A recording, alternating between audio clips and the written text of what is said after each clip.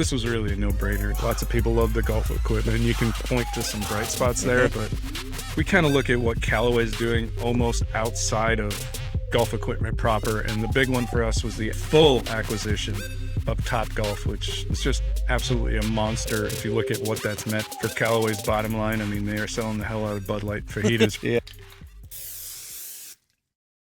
All right, everybody, how you living?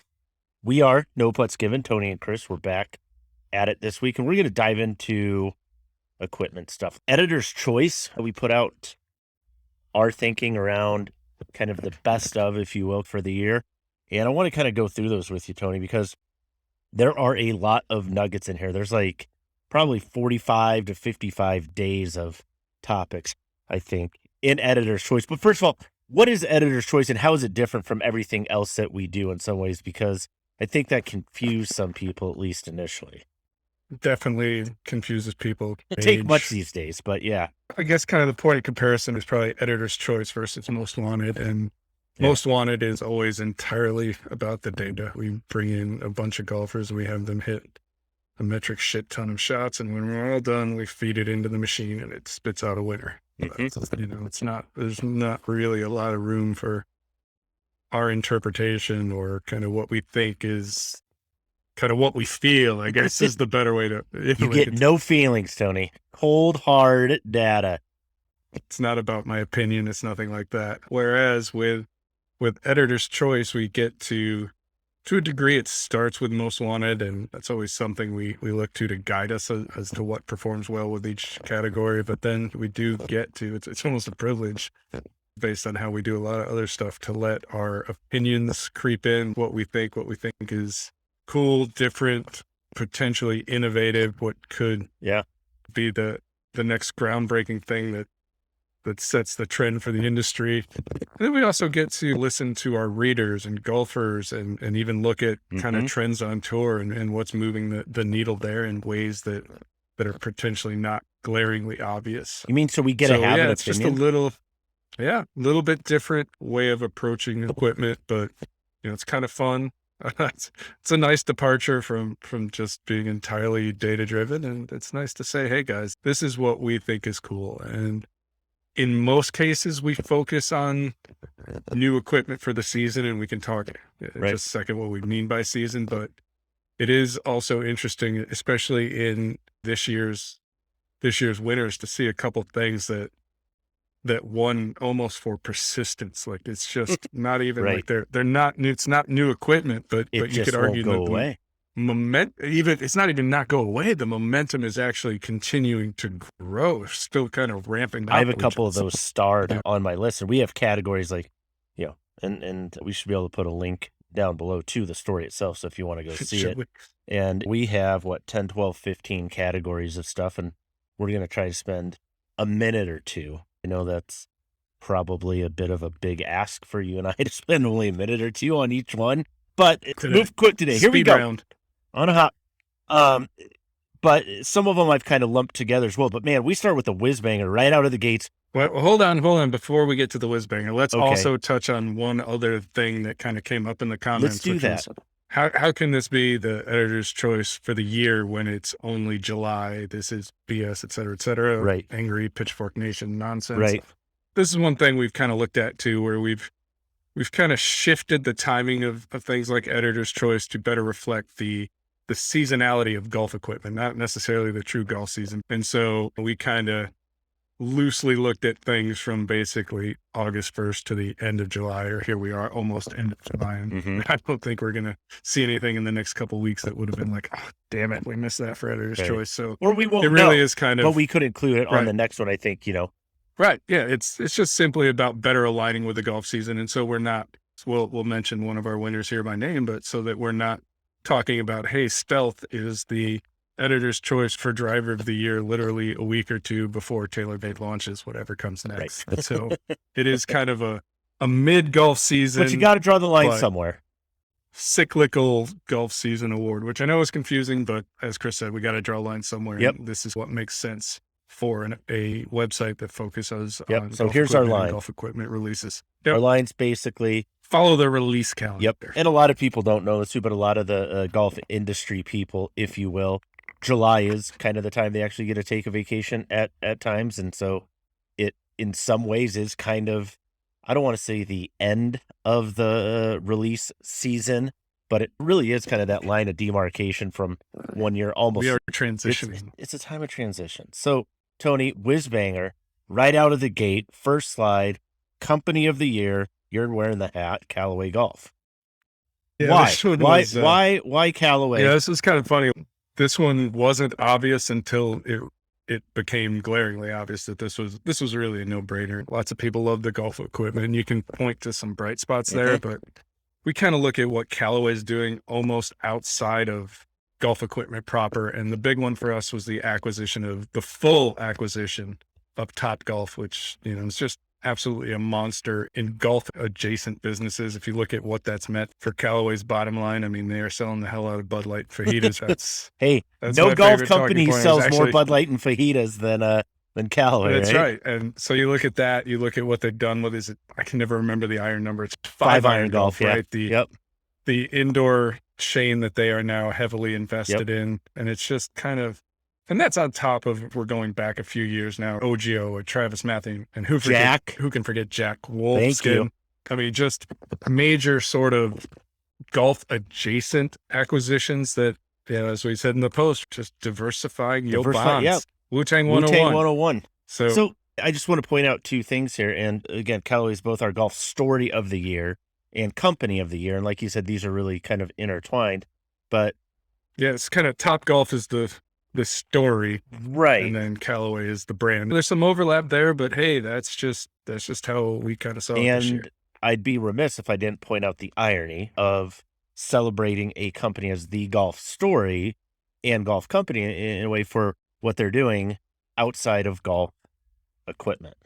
And there's something, I don't want to say debatable about that, but somebody say, hey, well, I thought this was about golf companies. Well, it is, because at its core, Callaway is a golf company. I mean, Eli Callaway is not just some random person in name, but I think the critics may suggest where they be on good standing is that, we're talking about the things that Callaway is doing in some ways to, John Barba uses this phrase in his quarterly earnings reports or whatever, to almost kind of equipment proof a golf equipment company around downturns potentially in the equipment industry.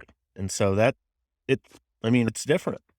Yeah, it is, again, diversification and stepping out of that equipment kind of proper, if you will. And we've seen, this kind of thing has worked to lesser extents. We haven't seen this level of, hey, we're gonna go out and buy a lot of golf adjacent. In some cases, like sure, Jack Wolfskin is barely golf, if golf at all. Yeah. But if you look, the strength of TaylorMade for a couple of years there was Adidas. There are times where it certainly helps Cobra to have the Puma apparel brand attached to it. So you see little pockets of this in other places within the golf industry, but this is kind of a different approach, kind of a understanding. Like the golf equipment realm is flaky. It does tend to go up and down for a lot of companies. There is an ebb and flow to this. And if you can kind of make yourself immune to the tidal waves to a degree, it just makes good business sense. Diversify your bonds. You can't overlook it. Our tech story of the year is intertwined with our driver of the year, which, like you already mentioned, TaylorMade, Stealth, the carbon face, etc. Now that we're on the kind of back half of this, it's been almost a year, a little over, approaching a year, whatever, since we kind of saw it, started messing around with it, had a chance to hit it, prognosticated as to how it might do in the marketplace. What are your thoughts? What's your big reaction to carbon face technology now that the hype has kind of died down? We're kind of past that honeymoon period, so to speak. Yeah, and I think, it's, certainly was the driver story of the year because of the tech and how that was presented. So again, it's hard to separate the two in this case. I think it, for the most part, lived up to expectations. It performs as fast as anything, perhaps a tick faster, certainly for the right segment of golfers here. And so the open question is what comes next, right? Both for TaylorMade. Can they improve on this? Can they show demonstrable improvement with the next generation that we accidentally saw back in, December? Oops. Then the other piece is, what happens next in the Yeah. industry? Do we see others start to dabble in this carbon technology, knowing what TaylorMade took to get there, but also knowing how quickly Okay. the golf equipment industry can reverse it? Have you And heard? I mean, because we've asked people on the record and off the record, hey, what's in this? Are you guys looking at it? Da da da da da. And I haven't even gotten in. I'm sure they're looking because everybody's always looking, and there's curiosity. But I have not gotten the sense that any company is actively seeking or putting a lot of resources towards, hey, here's our carbon technology as well. Like I just haven't gotten that sense. I think it's early, and you may be right. I think certainly there's some kicking the tires on it, and you have to evaluate, right? If it gives me that much, is it really worth the investment into bringing a product to market featuring the technology? There's also a little bit of you don't want to be right on the heels of TaylorMade, and sort of you almost need to a degree, allow TaylorMade to mature the technology so that it's established and sort of almost ubiquitous within the marketplace so that everybody's comfortable with it. It seems less like you're following a competitor. So that's one element, but I'm sure it's being looked at. I just don't know. And that's kind of what makes this so intriguing. I mean, I go back to, I couldn't tell you the year now because I don't remember things, but if you look, it was several years ago when we gave the tech of the year to the goo inside the PXG irons back in Gen 1. And people were like, this is ridiculous. This isn't going to go anywhere. Now it 60-70% of the market has some sort of and if they don't, iron it's still a talking point. If you have a hollow cavity type, player's iron, the question is, did you fill it or not, and why or not? So it becomes hollow versus goo. So I think, whether it becomes this thing where it's widely accepted and everybody's doing, something that sort of follows that, or it could be a tech that just completely dies on the vine for everybody else. And even to the point where TaylorMade in 3 years, and TaylorMade, who has told us they will never again make another titanium face driver, may just go, something happened, some new alloy, whatever the story would be, and it became more beneficial to go back to titanium. So it's open-ended for sure, but right now I think it's definitely the most compelling tech story of this season. I think it's also compelling to me because of the barriers to entry. And I guess what I mean by that is, in order to do, like you said, other companies, they don't want to be seen as right on the heels, following a leader in that same regard, as opposed to like, hey, following market trends or following consumer demand or something else that seems much more palatable than, you made a red putter, so we're going to make a red putter, right? Like, let's not do that. But the amount of money that TaylorMade invested, throw the 20-year story away from it. Just if they say, okay, here's what we need to do, it's not like you're just switching a button and saying, let's make it in a different color or put on a different finish. It's a totally different manufacturing process, and it would require any other company to make some pretty large systemic changes to accommodate that type of technology. And if they don't see the value in it, or they feel like, hey, with CT limits, et cetera, we can achieve within 99.8% of what they can, or whatever the number is, without investing all this money and taking that risk, why would they? I don't see why a company would go down that road. And by the same token, I don't see how TaylorMade can reverse course without losing a shit ton of credibility if they were to do that. I think people would forget pretty quickly. People still think that TaylorMade puts out 2 drivers every year. So they don't forget that quickly. Sometimes 3 or 4, but I think if you kind of look at the TaylorMade story, right, the massive weight savings over titanium in just that face itself, and then how much of it they gave back in structure, numbers, it's going to keep coming down and coming down. And that's going to give TaylorMade some opportunities to do things with weight that nobody else has right now, and that TaylorMade has never leveraged before. So if they finally said, you know what, we are going to go play in this high MOI PXG XF Ping Max space, they could do that and do it credibly and in a way that's really intriguing. So opportunities, but so we'll see. I think some people are shocked when they look on the site and they go through and they see none. for different categories. You go, we had several categories that we said none on. There was nothing that we chose that we wanted to highlight. Couple of those fairways, hybrids, wedges, super game improvement irons, and rangefinders. Why do we just say it? Just It's always tough because you want to name a winner. You'd like to generate some excitement, but we arrive at none for different reasons. So, timing wise, we hadn't fully tested fairway woods yet, so we don't know what that looks like in most wanted. I think the closest I came to a maybe was the Callaway Rogue fairway woods. Some intriguing tech in there, but I viewed it as somewhat unproven. And marketplace there certainly wasn't a buzz with that was sort of above and beyond anything with any other fairway weight. You're not talking a rocket balls, for example, where 17 yards longer. It's undeniable. And so some interesting stuff, a lot of good stuff, but like nothing that was just like, and like when we kick it around amongst ourselves, if none of us are particularly excited about anything, then, it's almost a reflection of, or it's almost the answer to the question, what percentage of the MyGolfSpy staff was excited about the product? Yeah, my not even confusion, but hesitancy is, like you said, lack of something that made me stop and go, damn, that is cool. There wasn't anything that popped right to mind in that regard.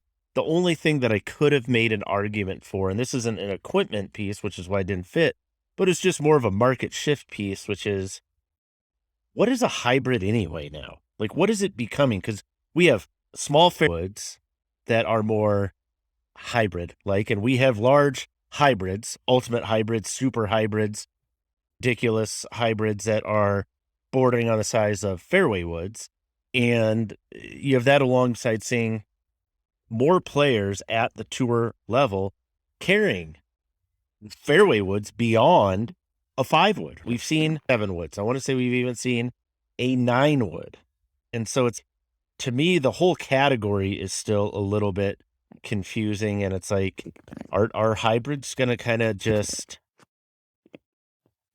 go out of flavor? Like, in both cases, fairway woods and hybrid, the stories tend to trickle down from the drivers. And this is the case where the Callaway at least got me to scratch my chin a little bit, because that's a fundamentally different use of the technology. I mean, it's still kind of trickle down jailbreak, but they've applied differently. And so that was interesting. Yeah. But again, we just couldn't quite get there. You can point to in the Cobra stuff. We always like it, but again, it's sort of like, can we make an argument above and beyond anything else on the market? And so, and then that hybrids. I mean, last year our winner was big hybrid. We kind of pointed to the Callaway and Cobra's super hybrid space. But in terms of just making it, other than really playing with size, because as you mentioned, you got these big ones and these medium ones. The Titleist TSI 3, for example, is just a little bit bigger than a driving iron. And so you kind of you run the gamut there. But in terms of like compelling, mind-blowing, this is the next great thing in hybrid technology, I don't see it. So none. Yeah, Bushnell's still really good, but it's not gaining momentum. It didn't kind of meet that standard, and it's not any better than it was. They haven't kind of replaced it with mind-blowing technology. I mean, and I mentioned the Bushnell because that's seems to be a perennial most wanted winner these days, and we're seeing other companies kind of add things. Different I think you're seeing kind of all jockey for position and advance the category a little bit, but they haven't really like crossed a new threshold. Like, hey, here it is. That being said, I've heard rumors of some products that may be out later this year, holiday time, end of this year, beginning of next year in the rangefinder space that might warrant an award next year. We'll see, but nothing right. With the wedge, why not Titleist SM9? I think that's a question some people ask, like, how is that not your wedge of the year or equipment choice? You play Vokey wedges. I played Vokey wedges. I've convinced myself. I've beaten the algorithm, as you pointed out, like to get the answers. The new tech of the year, Vokey wedge fit that has a lot of potential to bridge the gap between indoor and outdoor fittings and the quality you get in the wedge space. But its potential, like I said, unproven, brand new. And there's a part of me that is, as much as I applaud the Vokey and Titleist teams for developing it, rolling it out, it would be nice if it was brand agnostic. And to a degree, it can be, because if you're going to go, hey, it recommends this grind and I want a Callaway, well, this is when it comes to grind and bounce, this one's close. So, there will be some of that goes on. So that piece of it was, as far as the wedge itself, like, yeah, I think SM9 is awesome. I think it's a great story, but it's also not lost on me that the TaylorMade milled grind won our test last year and was super impressive. It's not lost on me that the Ping Glide, they now have a new one with the hydrophobic finish, is really impressive. Even the new Callaway Jaws, you look at that and you're like, that's different. Movable weight technology in a wedge. As you know, I'm not completely sold on it, but it's intriguing. And so you have all of these things that are, when you have like 5 or 6 maybes, you kind of end up where nothing really rises. 5-way tie for first and last and second or whatever. You all win. Yeah. So lots of good stuff. And it's no surprise to angularity. I am definitely a wedge nerd, but could not get there. Which is totally fair. But the irons were a different story largely. We came to agreements on players' irons, players' Proto concept, players' distance, Mizuno 225, and players' iron T100. Bite one or two of those off real quick. What do you think? The Proto concept, just because of the forgiveness of it, and our forgiveness and accuracy metrics, it was kind of an unknown. And we're like, yeah, you know what? This is a really impressive iron. And I think we had a lot of testers, I think, who would have played that. And then you have the piece of, as we mentioned, influence from other places. Lydia Ko putting them in the bag as well was certainly a factor of sort of like this brand that nobody had heard of to in the bag, and one of the top LPGA players in the world and a super strong performer and most wanted tester. And we're like, yeah, we like that. You can't ignore those things, especially in that type of acceptance and movement and the story. I wrote an article on Proto concept before, from the Japanese of who they are and what they do, and the team at Endo use, and kind of that entire connection, I think, is still lost on some people, and maybe not aware of why that's such an important part of the story. Is huge. Players distance and Mizuno 225. That was one where it was a pretty clear winner in most wanted, which, there's a little more space than we typically see there. And again, another one where we all just love that iron. I tip towards the goo-filled designs, but as a goo-less player's distance hollow iron, that was just one that checked all the boxes. And most impressive for me is, over the history of most wanted testing, Mizuno irons have largely not been in the distance conversation. I don't think they were the longest this year, but it certainly wasn't a case where we looked at them and said, they're short, these but are straight. Short for the category. And that's going to be, and kind of how we structure our scoring moving forward.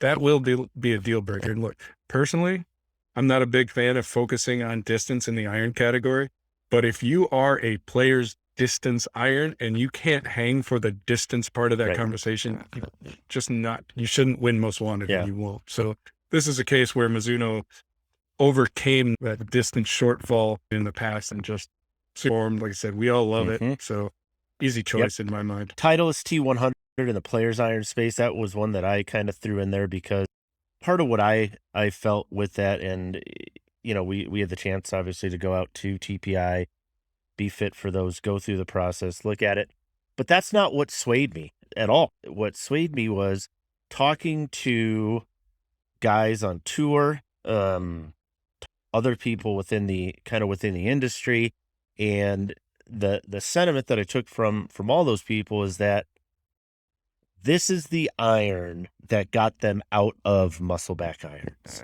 So this is the one that finally, whether it was Webson or some of the Corn Ferry guys that I chatted with, or other consumers, right? People that are really good. Man, Knuckleheads, one of my good buddies, again, plus really, really good player, could play whatever, has a set of T100Ss, loves them. And he's like, it's the first time I finally saw something that from a dress, I feel like it looks like a muscleback, but it has just that little extra forgiveness where I need it. And it just seemed, maybe that's been a long time coming. I know, one of the best balls on tour historic Spieth has always been kind of an AP2 guy. And then when AP series morphed into the T100s, series.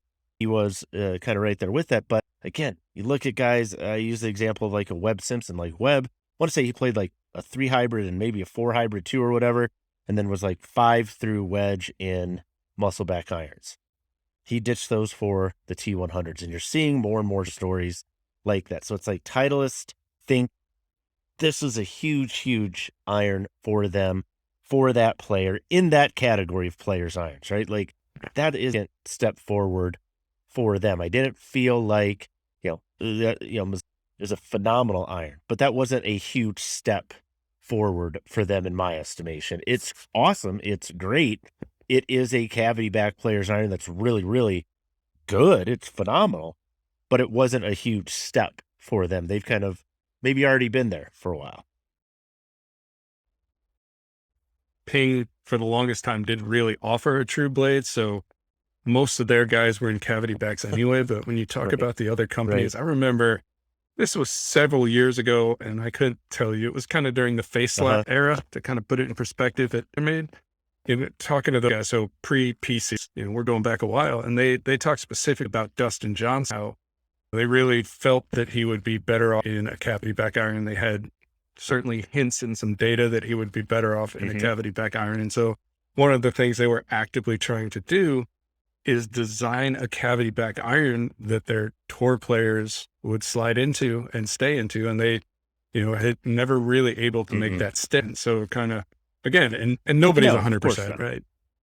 Titleist doesn't have 100 longer playing blades. That's not realistic, but to even kind of make a dent where in a space where guys tend to be resistant to any type of change, that was impressive. And that was enough of an argument that I was like, all right, I'll buy into that. Yep, let's go. I want to pick off a couple other big categories. Obviously, there's other things in there, with putters and some of the technologies there, but I want to talk about the golf ball and training aid place for a minute here, because I think that's where we got, a lot of feedback and a lot of people asking questions, as well as the shaft space. And so the golf ball, our editor's pick for a golf ball is a golf ball you can't get. So there you go, people. Sorry. Yep. So why does left dot matter so much if nobody can even get it? Well, let's first absolutely love the performance of the ball. And I'm one of those guys too, where I liked what I was seeing in trajectory on my irons. And actually, as when we did my most recent fitting at Titleist, we were out there last November, December. That's one of the things I looked at. I was like, hey, do you want to look at left dot? We settled on left dash, but certainly there was a lot I liked about dot. A lot that these guys who were able to get their hands on the limited quantities liked. And then of course there's the piece of it where I would say it's probably the craziest story in the golf ball space since $200 a dozen. Where people, well, one of the guys I play with from time to time, really good player. He's probably a plus. Legitimately can carry the ball 315, 320. Loved the left dot. When he couldn't get them, actually went on Facebook and bought them for like $100 plus a dozen. You see them on eBay for just ridiculous price tags. So it's like, I found almost 2 dozen in my ash pile in the basement. Like, what can I make a mortgage payment?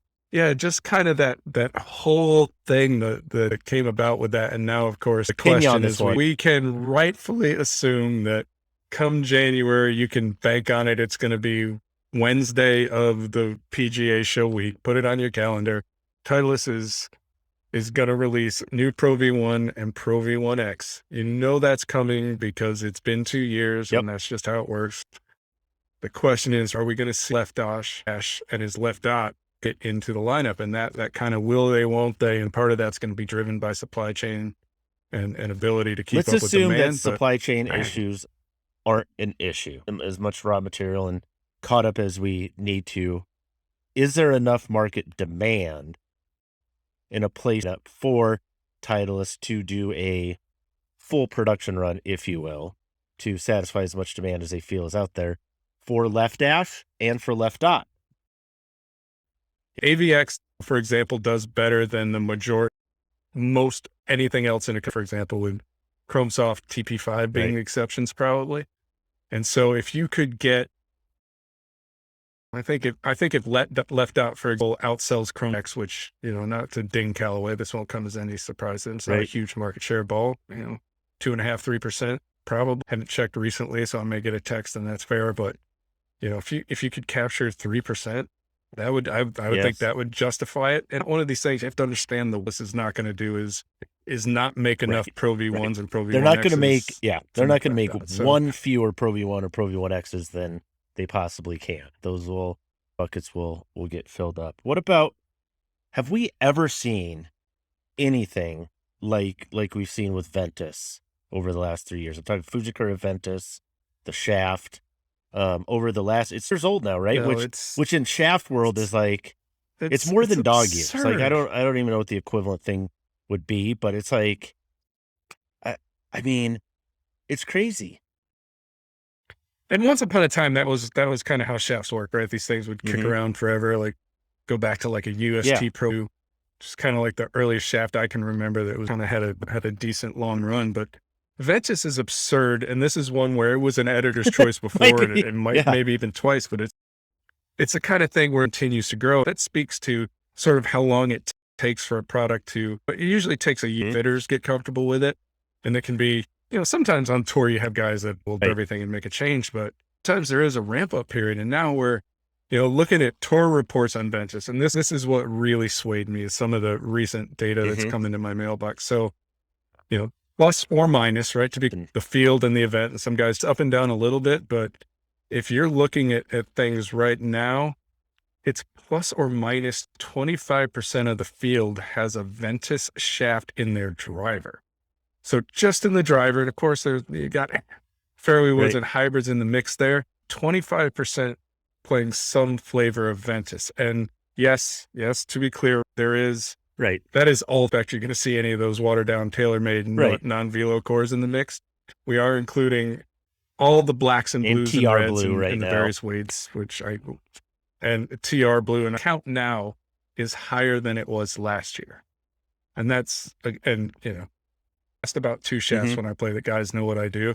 It's flex. And obviously the auto flex is kind of a unique one, and it's, if guys hear about it and are a little curious, but it's like Ventus is a big one. And I have guys who play Ventus who will tell other guys now that they need a Ventus. And it's just, I've never seen that in the shaft world. So one of those things where there's like this multiplier effect, or kind of like like I said, an amplification of it, where it's like really, really well, let's say at a retail location, right? Or with club fitters. There's a sauce, right? A mix to that really well. It's another thing on tour, because that's its own kind of flavor and kind of mix. And how do you get into players' bags, and, working with some companies, and it's harder. There's, believe it or not, there's political things that kind of go on behind the scenes and stuff like that all the time, right? So to see a shaft get both of those and then sustain it in a way that year 2 was better than year 1. And now I said year 3, leveraging into this idea of shafts, not unlike what we saw maybe 10, 12 years ago with graphite design. Pick a shaft that has notoriety, and it comes in different flavors, but we don't see this, right? There are multiple hazardous smoke, and all the various tents, kind of everybody's got these lineups that are, hey, this is what is vary the profile a little bit to fit a wider range of golfers, and we don't see anything that is like this. I think I used the word juggernaut, where it just keeps going and so does it stop? Bigger. I mean, are we in a year from now? Are we here talking about updates to it or whatever, going, man, I cannot believe this is the 4th year in a row and we're still talking about Ventus? Or does somebody else come in and, Mitsubishi, Project X, perhaps come in and knock them off their pedestal? Or what needs to happen to keep Ventus from, I was making this on that 25% stat. Like, God, people would watch a telecast and think that, Ventus might be the shaft of the PGA Tour. Like, they're obligated in their driver, Yeah, it was like a 7th tee or 13th tee on the Live Tour. I don't know, like wherever you start, they give you one. It kind of But yeah, it's staff companies are just going on, yeah, we're just going to recycle the Right. same stuff over and over again. I mean, they're out there doing Yep. legitimate research and development, and maybe Fuji has a leg up with Enzo and Yep. what they can that system, but yeah, anything is possible. It's certainly Oh over my and go, gosh, well, they no. got us on this. I No. guess we're done. It's like, yeah. So you'll us, sometimes a lot like us, some cases even worse than us, where there's sort of like anything that goes wrong or something new. And there does perhaps come a time where Ventus is simply Mhm. too long in the tooth at some point. And so, does TR the new fresh hot thing, Yeah. or do they go in another direction? That's Yeah. again kind of the unknown, but man, I don't it's No, slowing. it's I going to be just right interesting. now, What's I the just ride? don't. Like you said, probably not too far from TR updates. Stay tuned for that. Last one of these I want to talk about. Then I got a couple mailbag questions for you. The stack system we picked for our training aid. The vast majority of training aids that we look and evaluate, and whether they send them to AD or to us or whatever. One, they tend to be junk. Two, there's no evidence or support that they actually help anybody do anything other than the person selling them make money. The stack system is like the 180 converse, the exact opposite of all of that, right? I mean, it's threaded. Hopefully we'll have Sot and or Marty on our podcast here, and not super long to talk through a lot of the stuff. But why stack system? What are the one or two things that really jump out to you about that particular product? It works. Year one, it won because it was new and it certainly looked like it worked. And Yeah. you and I were using it and seeing gains. And I continue, unfortunately, I took the winter off. That's on me, above and beyond the fact, like, it's just where I live and the house that I live in, very difficult to find the space to do it in the winter. But to come back and, hey, pick up right where I left off and now actually start to be gaining speed again. I've picked up quantifiably within the stack system 10 miles an hour in a year and a half. Like that's a big number. And then I think what sealed it for this year was when Matt Fitzpatrick won the US Open and the stack was so Like in his thank you speech, like when's the last time somebody thanked a training aid? Hey, I just won the US Open, and on my list of people to thank. Look, I mean, a lot of people use the orange whip. A lot of people love the orange whip, but you never heard I couldn't have won the US Open without the orange whip. Yeah, like when's the first time? I mean, here he is, just won the most important golf tournament of his life, and he's like, "Man, this training aid, this thing kicks ass. It's amazing." Yeah, Good for Sasho, and because they definitely stumbled upon something everybody wants. I tell people, like, look, the stack it's probably the most expensive training aid on the market right now. What was it, like $320, whatever it is? It's over $300. No, It's functionally useless without something to measure your swing speed. So if you don't have a little radar, I think it works with like Mevos and stuff, which guys already have. Does not work with Foresight currently. So I had to go out and get one of these little I mean, you're going to be $500 radars. Those are $100. So yeah, 450 to 500.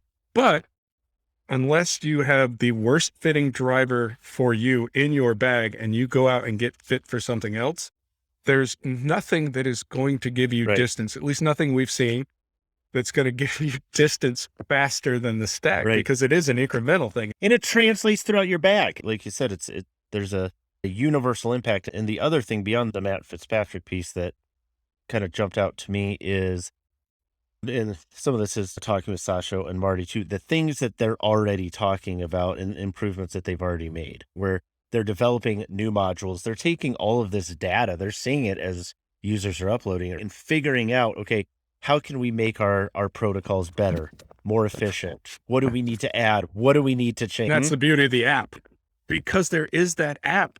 And it's, hey, we learned this, or we're going to add a new module, or we're going to add some new feature to the app that makes the stack fundamentally better. It's cool. And yeah, I mean, like I said, I've never seen in 12 years of MyGolfSpy, I've never seen a training aid that I legitimately believe will do what it says it does for every golfer who tries it. Now the fine print in there is like, you have to use it. Right? You're not going to gain distance by buying a stack and sticking it in the corner. You've got to go and run the protocols every couple of days. Got to be called the stack system, not the slack system, Tony. What time is it, Tony?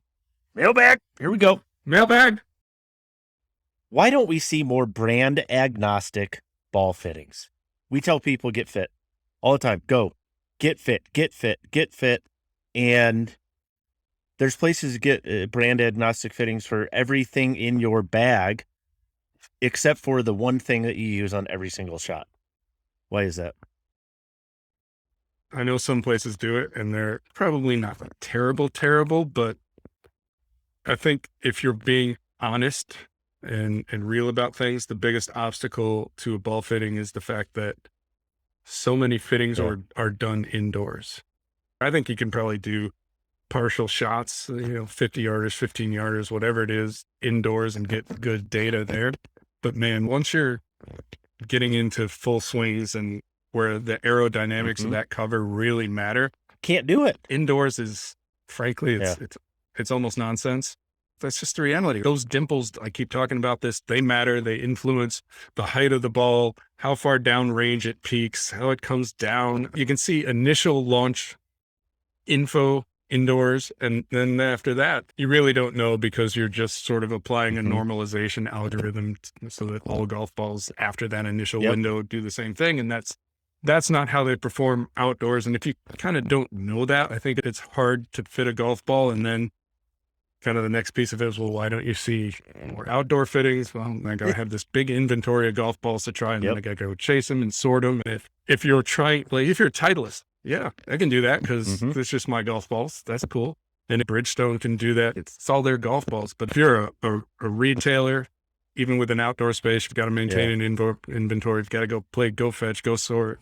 That inventory wears out over time, probably reasonably quickly, actually. And so, like, it's for being able to do, like, let's say that, we talk a lot about good, better, best. And I think you mentioned that in your article last week too, around virtual fittings. And, ideal scenario would be have an outdoor facility. So you got TrackMan and Foresight, but at least TrackMan for sure if we're doing a ball fitting because we want to see the entire flight of the ball. We have, the swath of balls that are available at retail from all the major manufacturers, and I'm able to work with a professional fitter and hit all these different balls outside, different clubs, get all the data that I need. That's the best. That would be phenomenal. What would a good situation look like, and what would a better situation look like right now for somebody if their biggest piece is, hey, I get the Titleist does this, I get the TaylorMade does this, I get the Bridgestone, that's totally fine, but I want to compare the balls. I don't want to do a TaylorMade fitting because I'm going to end up with a TaylorMade ball. I don't want to do a Titleist fitting because then I don't know how close this other ball or how good it might be as compared to this other one. I want to know. I want to see brand agnostic opportunities. Is there anything right now for people? Ping's got Ballnamic, which is intriguing because they at least have, whatever their aerodynamic modeling and kind of predictive algorithms do. That's brand agnostic, but you're not actually hitting balls, which is very clearly a little bit of a liability in a ball fitting. That's interesting. I think it's inarguably better than nothing. Hearing from some people, it does tend to recommend some balls more than others, and whether that's a glitch in the machine or just, hey, this is a ball that fits a lot of people really well. The best case scenario for me, and time and expense sort of make it not worth doing, I would assume. But if you had, I would look at TrackMan as being the most likely, where, somebody had the capability to model all of the golf balls, everything that matters. We're going to develop a reliable aerodynamic model. And I use that word reliable because that's a case of what Titleist sees as reliable and accurate in an aerodynamic model may be very different than what Callaway sees as reliable and accurate. And Bridgestone certainly would have some thoughts, and you see these permutations, but at least if it's done by a presumably unbiased neutral third party and plugged into and it could be done with Foresight at that point too, where it's, hey, like we know what these actually do because Foresight has the capability with some of their other products to measure the full flight of the golf ball in a way that arguably even TrackMan doesn't. And if you could develop, again, models for all of these golf balls so that in any fitting environment, you're, all right, what ball am I hitting? Let me apply the aerodynamic model to the data. Here's what it should do for you based on your, this is what we think it will do based on the model we have for this ball. And this is what a Pro V1 X will do. This is what a Chrome Soft X will do. This is what a Tour B X will do based on the aerodynamic models that we develop. That would be awesome. But Yeah. like I said, man, time and expense and whew, Anyway, yeah. just, thoughts, man. Lots of stuff going on. More equipment to talk about next week. I can almost guarantee that. If you have other topics, ideas, things that you want Tony and I to get into, we got some guests. So stay tuned. Find us on the interweb. Find us on social. GolfSpy T, GolfSpy C. And until then, we'll see you next time. We out.